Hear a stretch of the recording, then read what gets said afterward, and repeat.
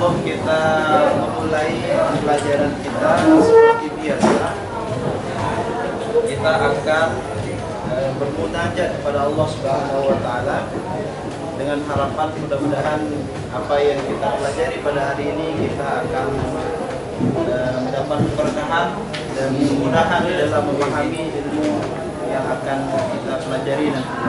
Untuk itu saya minta salah satu dari kalian untuk memimpin doa. Sebelum kita belajar, mari kita berdoa. Berdoa mulai. Bismillahirrahmanirrahim. Allahumma inna nas'aluka bika an tusalli wa tusallim ala sayyidina Muhammadin wa ala sayyidil anbiya'i wal mursalin wa ala alihim wa sahbihim ajma'in. Abdul Halis Jabir. Sehat Jabir? Ahmad Rosihan Anwar. Ahya. Kita selanjutnya mari kita mendoakan Fatihah sekali untuk teman-teman kita yang hari ini sedang sakit. Mudah-mudahan Allah Subhanahu wa taala menyembuhkannya. Juga untuk kita dan guru-guru kita semua, mudah-mudahan semuanya sehat walafiat dan kita dapat barokah termasuk dalam golongan anak-anak yang soleh. Al-Fatihah.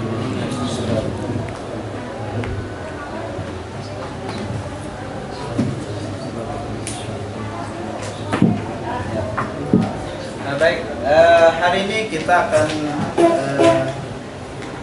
membahas tentang tema baru, di mana pada waktu yang lalu, pada minggu yang lalu kita sudah masuk pada substansi dan strategi dakwah Rasul Sallallahu Alaihi Wasallam. Siapa yang masih ingat strategi yang dilakukan oleh Rasulullah di Madinah dalam berdakwah? Ada yang masih ingat? Yang masih ingat angkat tangan. Apa satu kan? Dakwah secara sembunyi. Betul apa enggak? Yang betul apa Umar? Berdakwah tidak bersembunyi. Berdakwah strategi di Madinah berdakwah terang-terangan itu. Iya, terang-terangan. Betul nggak itu? Salah. Yang betul apa? Membangun masjid. Membangun masjid. Selain membangun masjid, apa yang dilakukan Rasulullah kemarin? Mempersatukan suku, Aus dan yang ketiga apa lagi? Mempersatukan kaum muhajirin dan ansor. Ingat, muhajirin itu datang dari mana? Muhajirin datang dari mana? Mekah ke Madinah? Mekah. Kalau Ansor? Madinah. Ya. Selain mempersaudarakan apa lagi? menanamkan nilai Menanamkan nilai-nilai moral. Kemudian yang terakhir, membentuk tatanan masyarakat. Nah, masyarakat atau membentuk sebuah negara yang disebut dengan Madinatul Munawwarah. Maka insya Allah pada hari ini kita akan masuk pada peristiwa-peristiwa penting yang dilakukan Rasul Sallallahu Alaihi Wasallam atau yang dialami Rasul Sallallahu Alaihi Wasallam ketika beliau berhijrah atau pindah ke Madinah. Dan peristiwa pertama yang beliau lakukan, yang beliau temui di situ adalah yang beliau lakukan selain yang 5 yang disebut tadi adalah membuat kesepakatan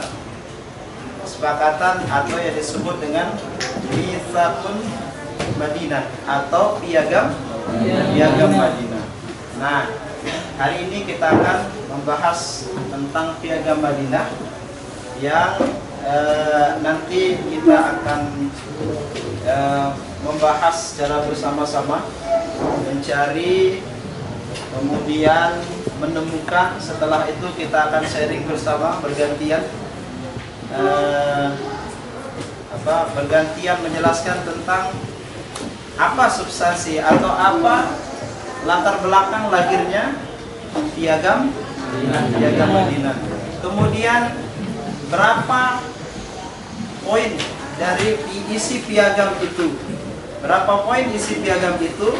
Kemudian dari semua poin itu kita tarik kesimpulan, ambil inti-intinya saja. Nah, nanti kita akan bahas, mencari secara bersama-sama. Untuk itu, membahas ini, maka kita akan membuat kelompok-kelompok supaya memudahkan kita. Kalau kita mencari sendiri mungkin kesulitan. Kalau kita mencari bersama-sama, insya Allah cepat ketemu. Untuk itu saya minta bungkus permennya diangkat, Pak. Tadi saya kasih hadiah permen satu-satu kan? Nah, silakan dikeluarkan, angkat. Sudah? Angkat permen? Sudah. Ini mana permen? Ya.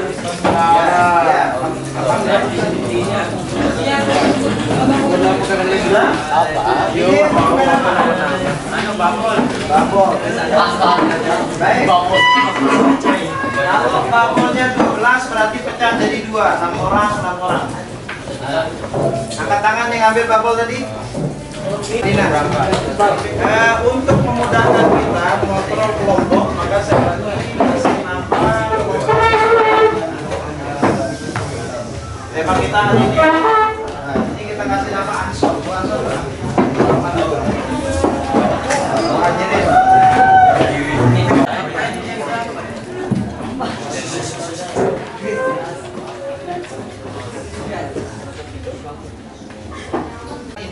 kemudian dari semua pasal itu nanti ditemukan pasal-pasalnya ada berapa, kemudian tarik kesimpulan, ambil inti-intinya berapa di situ. Maka kalian mencari dan mencatat. Nah, hasil catatan itulah yang nanti akan kita presentasikan bersama-sama. Dua ya.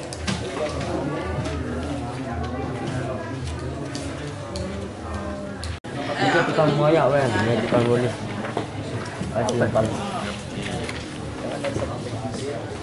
Sama menyimak audio terkait dengan piagam Madinah. Nanti kalian bisa ambil kesimpulan dari audio ini. Kalau ada hal yang bisa dicatat sebagai temuan untuk menjawab rumusan masalah nantinya, maka bisa kalian ambil di audionya. Kemudian nanti tambahannya bisa diambil di artikel dan buku. Baik, sama. Sebelum kita mulai, pokoknya Gimana kawat? PDI Fastabiqul khairat. MA Mu'alimin Maju kama Baik, silakan. Tahun mereka berseteru dan terlibat peperangan.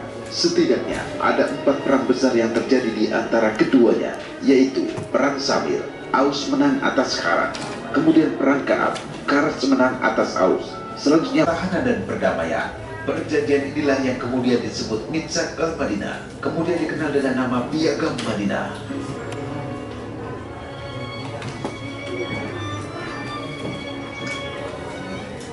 Piagam Madinah adalah perjanjian tipe pendendam dan penguasa yang suka menyalahgunakan kekuasaan.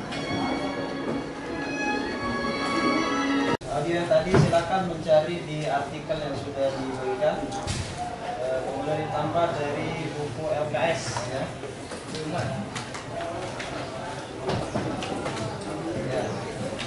Kita 10 menit ke depan kalian akan mencari.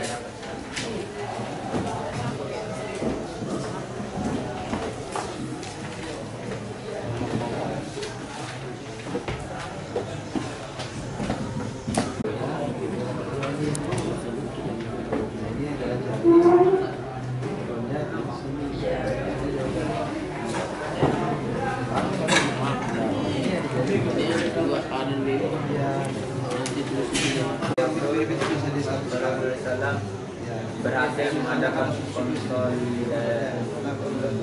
konsolidasi dan negosiasi. Coba bacain ulang. Yang kau tulis semua ringkas ini.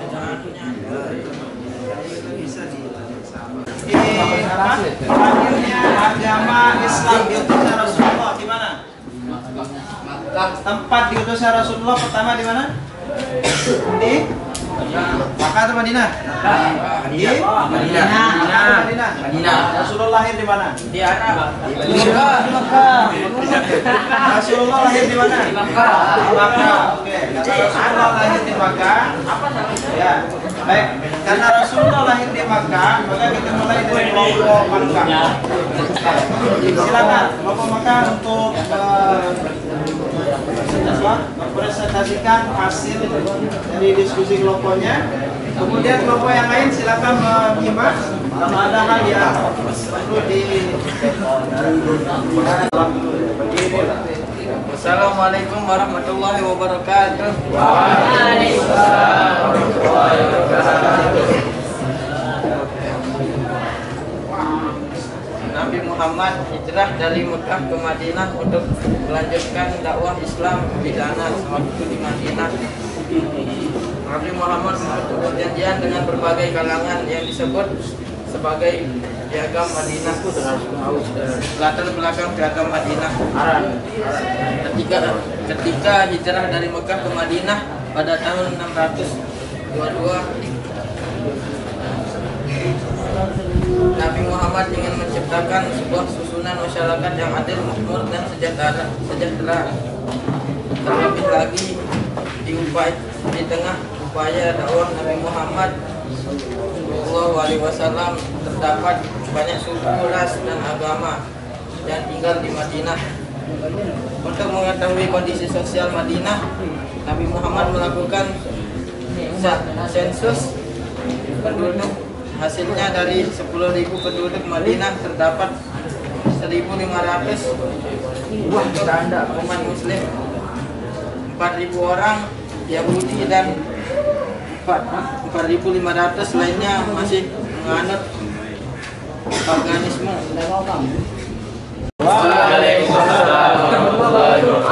Aku yang ini. Kamu udah. Nabi Muhammad ingin menciptakan satu masyarakat yang adil, makmur, dan sejahtera. Terlebih lagi di tengah upaya dakwah Islam, Nabi Muhammad SAW terdapat banyak suku, ras, dan agama yang tinggal di Madinah. Untuk mengetahui kondisi sosial di Madinah, Nabi Muhammad melakukan sensus penduduk. Hasilnya dari 10.000 penduduk Madinah terdapat 1.500 umat Muslim, 4.000 orang Yahudi, dan 4.500 lainnya masih menganut paganisme. Nabi Muhammad kemudian menemukan 3 kelompok masyarakat terbesar di Madinah, yaitu Muslim, Yahudi, berhasil disatukan. Setelah itu Nabi Muhammad SAW menyatukan seluruh kelompok Yahudi. Setelah seluruh kelompok berhasil disatukan, Nabi Muhammad SAW merinci sebuah perjanjian yang disebut sebagai piagam Madinah. Piagam Madinah. Ya, cukup? Betul? Nah, gimana kelompok lain? Ada kurang atau lebih?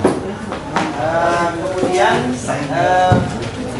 dari hasil diskusi kalian tentunya sudah masing-masing kita menemukan apa yang kita temukan, jawaban dari rumusan masalah yang sudah kita buat, kita rumuskan. Maka sebagai bentuk kesimpulan dari apa yang kita pelajari pada hari ini, ya, tapi sebelum kita menyimpulkan, ada hal yang perlu ditanyakan terkait piagam Madinah. Ada? Apa alasan terbentuknya piagam Madinah? Baik. Ya, sebelum saya jawab, ada yang mau jawab yang lain? Ini ada yang bertanya. Apa alasan terbentuknya piagam Madinah? Ada nomor 1. Ada yang lain? Untuk mempersatukan adalah 47 akan dibuat dalam 2 periode. Pertama, periode sebelum perang Badar. 24 pasal dibuat disepakati sebelum berangkat pergi perang Badar. Setelah pulang dari perang Badar, maka disepakati lagi. Apa yang disepakati? 23 pasal. Yang pertama itu kesepakatan antar sesama muslim. Yang kedua kesepakatannya dengan non muslim. Maka itu secara garis besar dibagi dua dia di sini. Dia sebelum peperangan kesepakatan Piagam Madinah itu ada kesepakatan bersama orang non-muslim, kemudian kesepakatan antar sesama muslim. Itu secara garis besarnya. Yang intinya tadi sudah disebutkan ada beberapa, ada 9 ya. 9 inti dari 47 itu bisa disebutkan ditarik kesimpulan menjadi 10 atau 9 dari inti Piagam Madinah. Baik, sebagai akhir dari pertemuan kita hari ini, dulu ketika Imam Asy-Syafi'i pulang menuntut ilmu, beliau menutup pintu rumah ibunya, lalu ibunya ini bertanya, siapa di luar? Saya Idris, anakmu. Apa yang kamu bawa? Kata Imam Syafi'i, saya bawa ilmu. Saya bawa ilmu. Oh, kalau gitu kamu nggak boleh masuk, silakan kembali. Kembali Imam Syafi'i, nggak jadi masuk rumah. Ya. Kemudian ditambah ilmunya sebanyak-banyaknya sampai beliau mampu menghafal kitab Al-Muwatta. Kembali pulang lagi Imam Syafi'i, ketok pintu. Siapa di luar? Saya di sana. Ibu, apa yang kamu bawa? Saya bawa ilmu. Kembali. Jadi heran Imam Syafi'i ini. Saya sudah banyak ilmu, tapi kenapa ditolak oleh ibu saya pulang? Kenapa saya nggak dikasih masuk, diterima? Padahal saya udah jadi orang, ya ukurannya orang alim lagi, jadi ulama besar. Ya, maka Imam Syafi'i ini nanya ke gurunya, dulu 2 kali saya pulang ke ibu saya ditolak. Memang pertama kamu bilang apa? Kemarin pas saya pulang pertama, saya bilang sama ibu nanya apa yang kamu bawa, saya bilang ilmu. Terus yang kedua jawabannya apa? Sama jawaban saya pertama. Karena saya pulang pertama itu saya anggap saya masih kurang ilmunya, saya tambah lagi. Begitu saya merasa sudah cukup ilmu, saya pulang. Saya jawab dengan ilmu lagi, ternyata ibu saya tidak menerima saya. Akhirnya apa kata gurunya? Oh, bisa jadi jawabanmu salah. Coba nanti kamu pulang ke ibumu, jangan jawab ilmu lagi yang kamu bawa, tapi jawablah apa yang kamu bawa? Saya bawa adab. Saya bawa pulang. Maka dicoba oleh Imam Syafi'i. Begitu pulang ketok pintu, assalamualaikum, seperti luar saya dari Syafi'i. Apa yang kamu bawa? Saya bawa adab. Begitu jawab adab, maka ibu langsung membuka pintu untuk anaknya. Maka penting, bapak-bapak, adanya sekalian, penting sekali kita belajar tentang adab. Bagaimana perhatikan adab itu. Ya, siapapun yang mengajar kita, semua guru-guru kita harus kita hargai. Jangan kita menganggap adab itu hal yang sepele. Tidak ada artinya ilmu tinggi kalau adab tidak ada. Tidak ada artinya kepistaran yang hebat kalau akhlak kita bobrok, moral kita menjadi rendah. Maka ilmu harus dibarengi dengan adab. Maka adab itu harus menjadi prioritas kita. Setiap hari dimanapun kita berada, mau di sekolah, kalau di sekolah kita hormat pada guru kita, kalau di luar hormat kepada orang tua, pada yang masih yang di bawah kita sayangi, kita hargai. Ya. Maka sebagai penutup kita pada hari ini, mari kita membaca, mengucapkan alhamdulillah. Kemudian kita tutup dengan membaca doa kafaratul majlis. Subhanallahumma